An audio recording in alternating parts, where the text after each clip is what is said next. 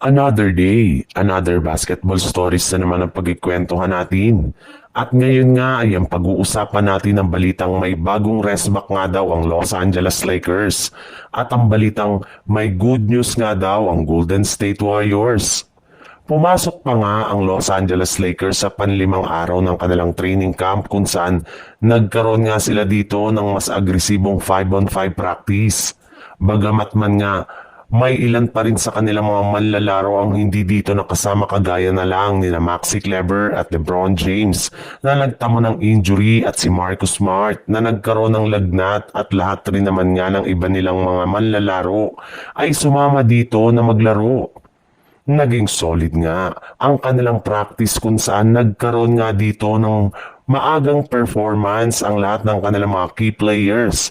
At isa nga sa mga players na nagpakitang gilas dito ay si Jared Vanderbilt. In fact, mismong si Coach JJ Redick na rin naman nga nagsabi na bumalik na nga daw ang tunay na laro ni Vanderbilt sa loob ng court kung saan napakaliksi na nga ng galaw nito at napaka-physical na nga niya maglaro matapos itong tuluyan na makarecover mula sa kanyang natamong injury.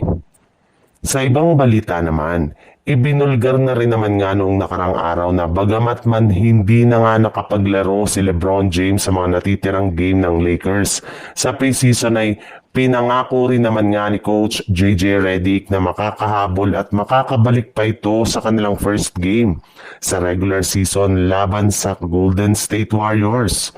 Subalit, base nga sa inilabas pa lang na balita ngayong araw ng isang NBA insider, inamin nga nito na hindi nga daw talaga maganda ang kalagayan ngayon ni LeBron James matapos siyang magtamo ng tinatawag na sciatica kung saan sumasakit nga daw ang ibabang bahagi ng likod nito hanggang sa kanyang kanang binti.